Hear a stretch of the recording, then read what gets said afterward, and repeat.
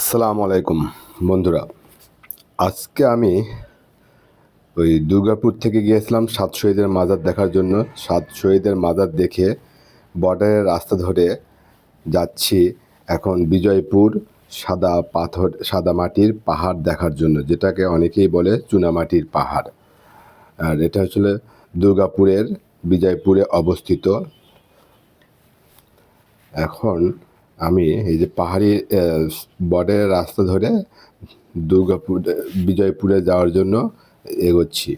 এই যে এটা বিরিশিরি নদী, বিরিশিরি নদীর উপরে বাঁশের সাঁকো করে দিয়েছে। এই সাঁকো দিয়ে পার হওয়া লাগে, আগে নৌকা দিয়ে পার হওয়া লাগতো বা হেঁটে পার হওয়া লাগতো।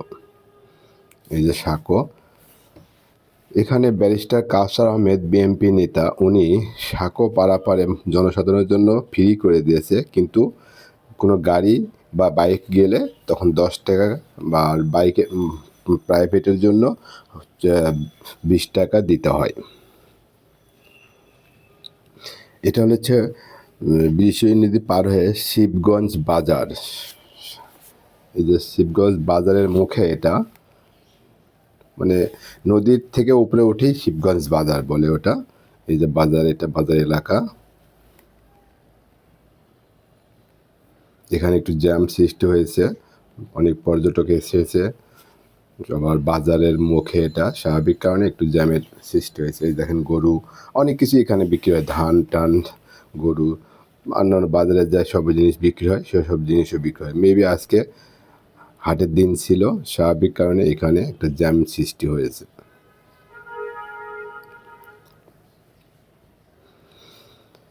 এই যে এটাই সেই কাঙ্ক্ষিত সাদামাটির পাহাড় বা চুনামাটির পাহাড়।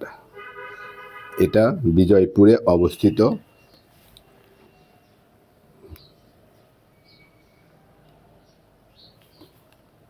ময়মনসিংহ জেলার দুর্গাপুরের থেকে বাইক যোগে বিজয়পুর আসতে হয় বিরিশিরি নদী পার হয়ে।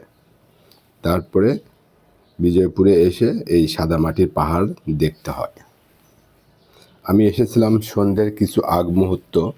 স্বাভাবিক সূর্যের যে লাল আভাটা গাছের ওপর পড়েছে, এবং অনেক গাছেও কিছু লাল ফুল ফুটেছিল, স্বাভাবিক কারণে এটা আরও বেশি লাল বা হলুদ আকার ধারণ করেছে। আমার কাছে বেশ ভালোই লাগতেছিল। এই যে অনেক দর্শনার্থী কিন্তু এখানে এসেছে, অনেক দর্শনার্থী এসেছে, দূর দূরান্ত থেকে সবাই ঘুরতে এসেছে। আমি যেমন ঢাকা থেকে এসেছিলাম, ঠিক এরকমই আশেপাশে থেকে তো এসেছে, প্লাস অনেক দূর দূরান্ত থেকেও এসেছে অনেকেই ঘুরতে এখানে। আমি যদি মোটরসাইকেল বা বাইকের বা প্রাইভেটের ছবি দেখাতাম তাহলে আপনারা ভালো হয়তো বুঝতে পারতেন, কিন্তু আসলে ওটা আমি দেখাইনি, কারণ সময় ছিল না। আমি শুধু পাহাড়ের সিনারিগুলো নেওয়ার জন্য ব্যস্ত ছিলাম। এটা পুরোটাই পাহাড়ের ওপরে, সবাই ছবি উঠাচ্ছে, কেউ ভিডিও করছে, কেউ সাইড সিন দেখছে দাঁড়ায় দাঁড়ায়। এটা পাহাড় থেকে নিচে একটা ভিডিও দেখালাম আপনাদের। মোটামুটি পাহাড়টা কিন্তু উঁচু আছে। এই যে পাহাড়ের ঢালে ঢালে নামতে হয়েছে, সেটা একটা ভিডিও আপনাদেরকে দেখালাম। এখানে উঠতেছে।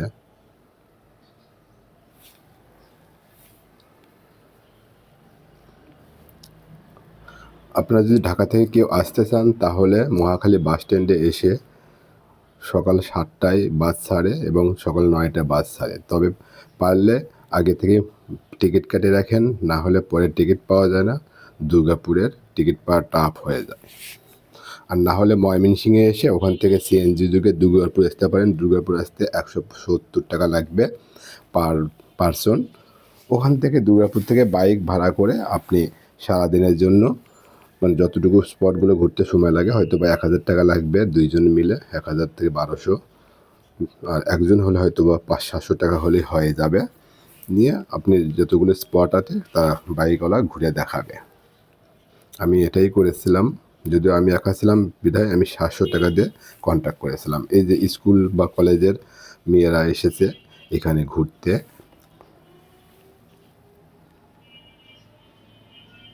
শুধু এখানে স্কুল বা কলেজের মেয়েরা না, মানে সকল ধরনের পর্যটক এখানে আসে, যারা ভ্রমণ পিপাসু, ভ্রমণ করতে ভালোবাসে, ঘুরতে ভালোবাসে, দেশকে জানতে ভালোবাসে, দেশের কোথায় গিয়ে আছে তা জানতে। এটা হলে বিজয়পুর সাদা মাটির লেক। লেকের পানিটা খুব স্বচ্ছ, পরিষ্কার, নিট অ্যান্ড ক্লিন। দেখলে আসলে মনটা ভালো হয়ে যায়। আমি অনেকক্ষণ এখানে বসেছিলাম, আমার ভালো লেগেছে। কিন্তু সন্ধে হয়ে যাওয়ার কারণে তাড়াতাড়ি ফিরতে হয়েছে। বাইকওয়ালা আমাকে বারে বারে ফোন দিচ্ছিল।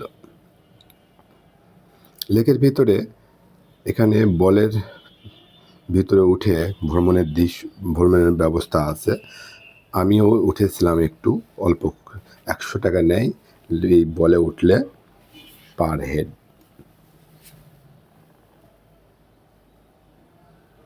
এই যে সেই বল, এটা কিন্তু আমি বলের ভেতরে একটা বড় একটা বল হাওয়া দিয়ে ফুলায়ে পানির ভিতরে ছেড়ে দেয়। এই 5-7 মিনিট ঘোরায়, ভালোই লাগে, খারাপ লাগে না, মন্দ লাগে না। যাই হোক, আমি এনজয় করলাম আর আপনাদের জন্য ভিডিও করলাম। আশা করি আমার ভিডিওতে আপনারা লাইক, কমেন্ট, শেয়ার দেবেন এবং আমার ভিডিওটা ডেভেলপ করতে সাহায্য করবেন। আল্লাহ হাফেজ।